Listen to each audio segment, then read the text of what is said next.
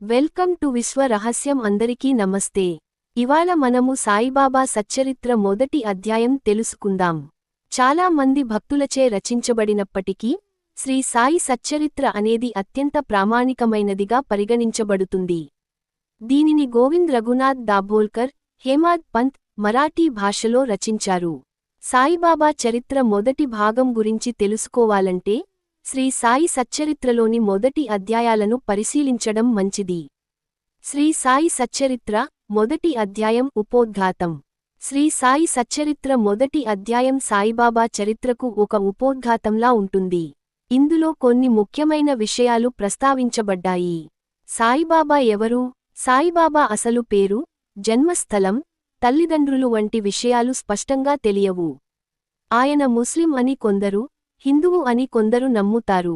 ఆయన రెండు మతాల సారాంశాన్ని అవలంబించి సామరస్యాన్ని బోధించారు. మసీదులో నివసించారు, గుడిలో సమాధి అయ్యారు.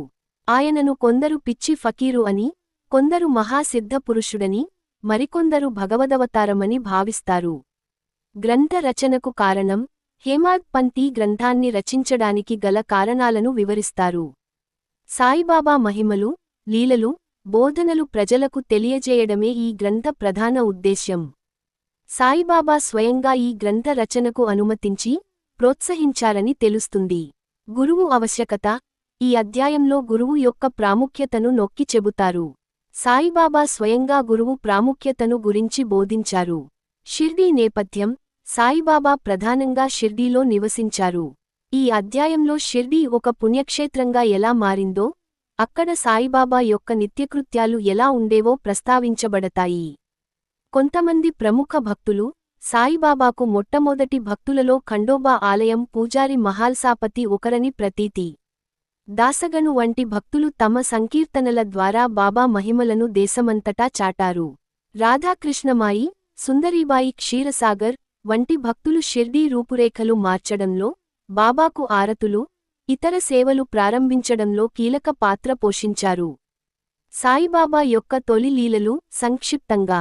మొదటి అధ్యాయంలో బాబా జీవితానికి సంబంధించిన కొన్ని లీలలు, ముఖ్యంగా ఆయన షిర్డీకి వచ్చిన తర్వాత జరిగిన కొన్ని సంఘటనలు ప్రస్తావించబడతాయి.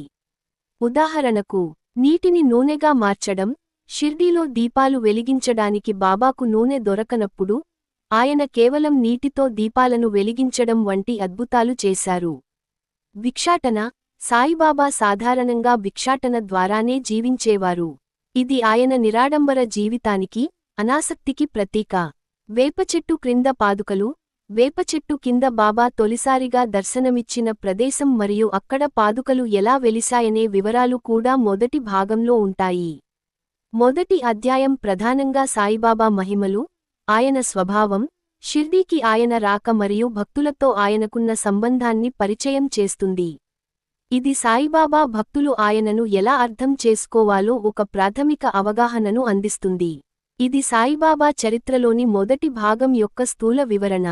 మరింత వివరంగా తెలుసుకోవాలంటే శ్రీ సాయి సచ్చరిత్ర మొదటి అధ్యాయాన్ని పూర్తిగా పారాయణం చేయడం మంచిది. సాయిబాబా సచ్చరిత్ర రెండవ భాగం అంటే సాధారణంగా ఆ గ్రంథంలోని రెండవ అధ్యాయం గురించి ప్రస్తావిస్తారు.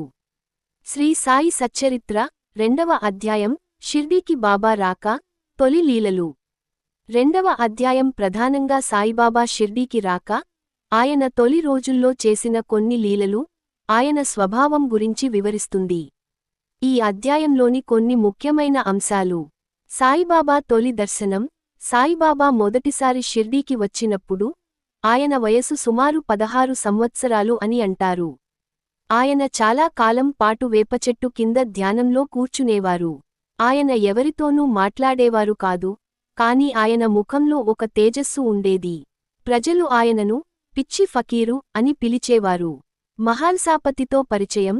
షిర్డీలో ఖండోబా ఆలయం పూజారి అయిన మహాల్సాపతి, బాబాను మొదట గుర్తించిన వారిలో ఒకరు.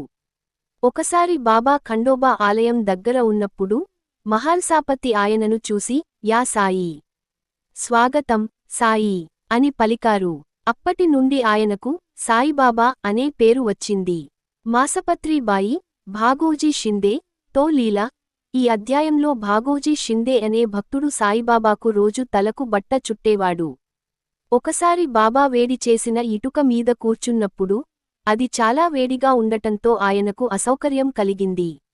అప్పుడు బాబా భాగోజీ షిందేతో, నువ్వు నాకు ఈ రోజు ఏమి ఇచ్చావు అని అడిగాడు.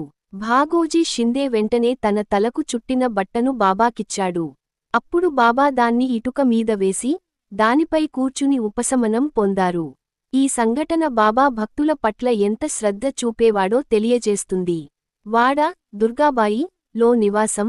తొలి రోజుల్లో సాయిబాబా షిర్డీలోని ఒక పాడుబడిన వాడ, వసతి గృహం లో నివసించారు. ఈ వాడనే తరువాత మసీదుగా మారింది. దీనిని ద్వారకామాయి అని పిలుస్తారు. ద్వారకామాయి బాబా నివాసంగానే కాకుండా భక్తులకు ఆశ్రయంగా, సేవకు కేంద్రంగా ఉండేది. చుట్టుపక్కల గ్రామస్తుల రాక, బాబా మహిమలు మెల్లమెల్లగా చుట్టుపక్కల గ్రామాలకు వ్యాపించాయి. ప్రజలు తమ కష్టాలు, సమస్యలతో బాబా వద్దకు రావడం ప్రారంభించారు. బాబా తన లీలల ద్వారా, బోధనల ద్వారా వారి సమస్యలను పరిష్కరించేవారు. నూనె లీల వివరణ మొదటి అధ్యాయంలో ప్రస్తావించిన నూనె లీల ఈ అధ్యాయంలో మరింత వివరంగా వివరించబడుతుంది. నూనె వర్తకులు నూనె ఇవ్వడానికి నిరాకరించినప్పుడు బాబా మసీదులోని దీపాలను నీటితో వెలిగించారు. ఈ లీల బాబా యొక్క అపారమైన శక్తిని, ఆయన నిరాడంబరతను చూపిస్తుంది. భూమిలో పాతిపెట్టిన నాణేలు. బాబా ఒకసారి ఒక పాత గోడను తవ్వమని కొంతమందిని కోరారు. తవ్వినప్పుడు లోపల కొన్ని నాణేలు కనిపించాయి. ఆ నాణేలు వెండి, బంగారంతో చేసి ఉన్నాయి. బాబా వాటిని, ఇవి నీవి కావు, నావి కూడా కావు అని చెప్పి ఆ నాణేలు భూమిలోకి పారవేయమని ఆదేశించారు. ఈ సంఘటన బాబా నిర్మమకారాన్ని, నిరాసక్తిని సూచిస్తుంది.